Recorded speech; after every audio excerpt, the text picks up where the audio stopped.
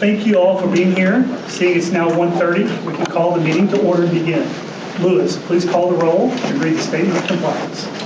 Chairman Bedford. Here. Treasurer Russ. Here. Mr. Roworth. Mr. Connor. Here. Mr. Taylor. Here. This regular meeting of the Council of Law and Oversight, scheduled to begin at 1:30 p.m. on this 11th day of September 23rd, has been convened in accordance with the Oklahoma Open Meeting Act, Oklahoma Statutes Title 25, Sections 301 to 314. Further, this meeting was preceded by advance public notice filed electronically with the Secretary of State, specifying the time and place of the meeting here convened. The agenda was posted and displayed in public view on the Capitol and website of the Council, and notice of this meeting was given at least 24 hours prior hereto. 64 people have filed the written request for notice of meeting of this public body to date.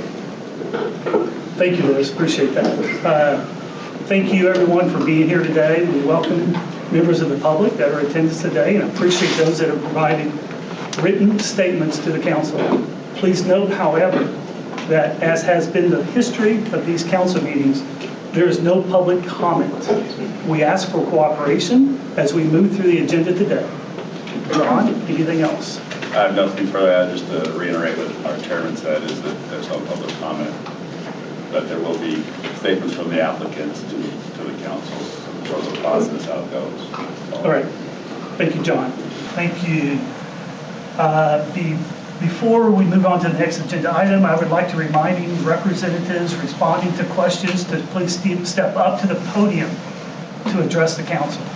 All right, moving on to item number 3, discussion of possible action regarding approval of request from the Oklahoma Turnpike Authority to issue up to $500 million of second senior revenue bond series 2023.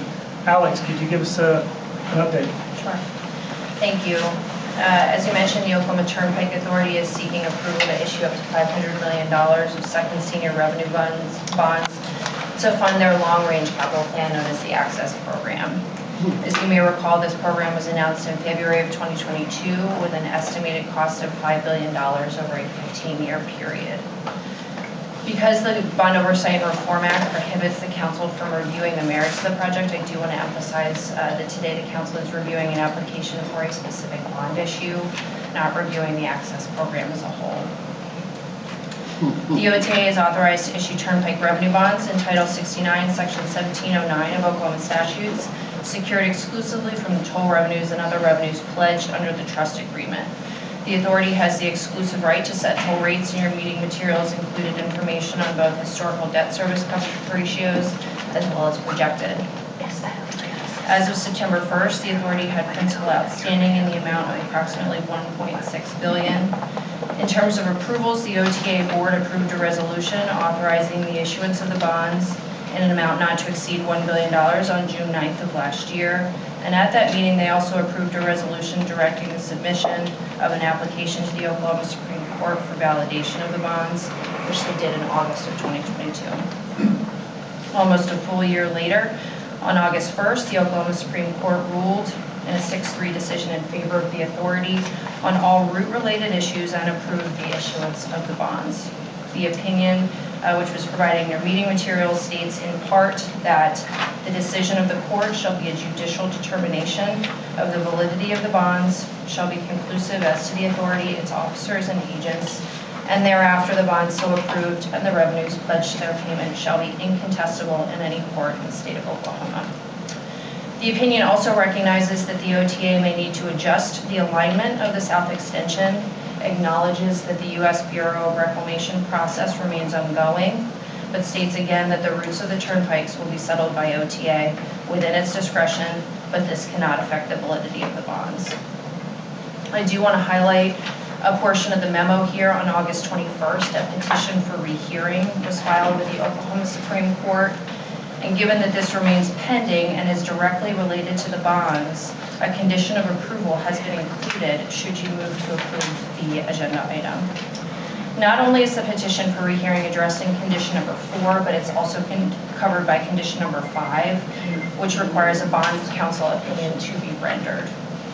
The reason here is that in order to provide their opinion, bond counsel must examine relevant authorizing law and proceedings to determine whether the Series 2023 bonds have been authorized. And for bond counsel to render that opinion, the petition for rehearing will need to be resolved. This opinion and the others mentioned as separate recommended conditions are extremely important to all transactions. The opinion of Underwriters Council, for example, assures the underwriters that in the course of preparing the investor offering documents that there were no material misstatements or omissions of facts. It's important to point out here that the Underwriters Council has a duty of loyalty to the underwriter and not to OTA.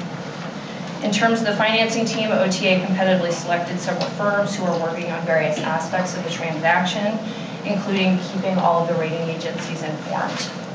The rating agencies are aware that on March 15th of this year, the Attorney General requested that the state auditor and the inspector conduct an investigative audit of OTA, the results of which remain pending at this time. The OTA bonds are currently rated AA- by Fitch and S&P and AA3 by Moody's, all with a stable outlook.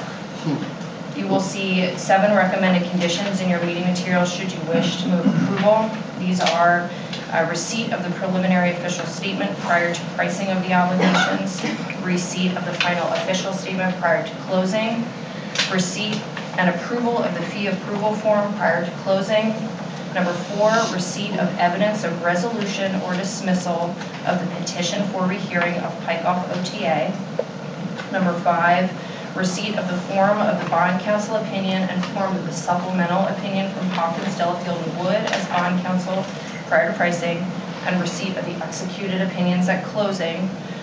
Receipt of the form of opinion from QTech Rock as disclosure counsel prior to pricing, and receipt of the executed opinion prior to closing. And finally, number 7, receipt of the form of opinion from McCall, Parkhurst, and Horton as underwriter counsel prior to pricing, and receipt of that executed opinion prior to closing. Be happy to answer any questions you all have. There are also members of the OTA and the financing team here should you have questions for them. Always a great job, very thorough, so I appreciate all your backdrop. And is there any discussion from anyone? I'll start off. So there is a representative of OTA here today. Great, thank you. So there have been allegations that the OTA hasn't performed the necessary due diligence, or that there are certain studies that still need to be done. Can you comment on that? Can you just an update on what will still need to be done prior to the bonds being issued? Yes, sir, Mr. Chairman. One of the most important factors of due diligence that the Turnpike Authority performs is traffic and revenue study. It ultimately becomes a component of the preliminary official statement and then the official statement. That's underway and a work in progress, along with a variety of other studies that are required, and that would include things like historic and cultural resources, also Endangered and Threatened Species Act, so many environmental related studies that are ongoing. We also will take a hard look at compliance with Corps of Engineers requirements. That could be 404 permits, certainly wetlands, and a variety of other federal agencies could also come into play. And so that work is ongoing and will continue, and will satisfy the requirements of each one of those undertakings before we were to proceed to construction. Any other questions? I've got a question, if you don't mind, Yes, Mr. Chairman. please. I know that there's been a lot of allegations in the press over the financial management. I think there's some representatives of the trustee here today. If there's someone here that could represent the trustees. Yeah.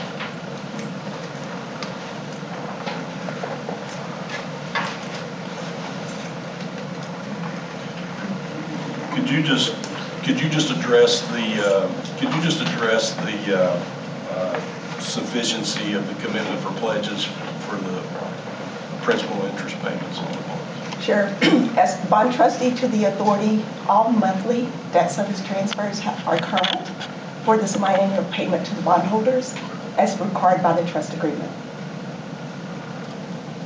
Is there any reason you would believe there wouldn't be sufficient payments coming forward on the interest and principal on these bonds? No.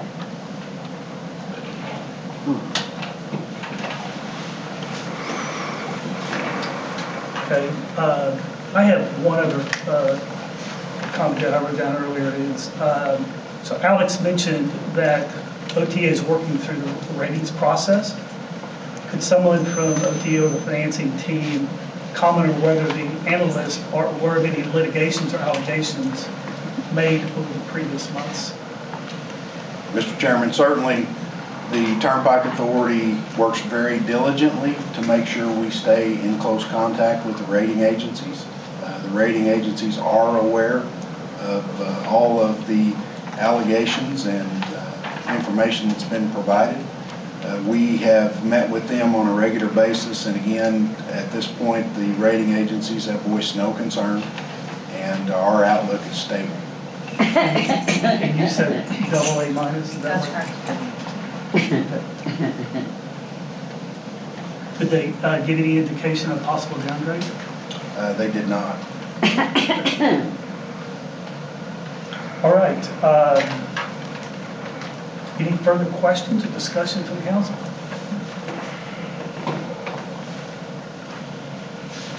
If not, seeing no further questions, do I have a motion?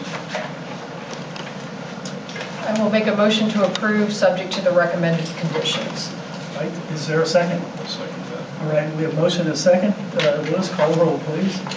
Chairman Becker? Yes. Treasurer Russ? Aye. Ms. O'Connor? Yes. Mr. Taylor? No. All right, so we have motion approved. We have 3-1. So motion passes. You call the roll, please. Chairman Becker? Yes. Treasurer Russ? Aye. Ms. O'Connor? But we're still working with the state auditor's office, stay in communication with them, and see if they reach a point where they need to come over and talk to the state bond advisor, the deputy treasurer for state management, and tell them, wait, we need to hold up until we get that done. They're not there, they're so early in the process, they say they don't know. But we need to stay up with the audit that's going on, and once we get to the point where they have the audit in process, if something comes up that raises a concern, we need to work with the state auditor, with these folks here, to say, okay, let's put a pause, another condition.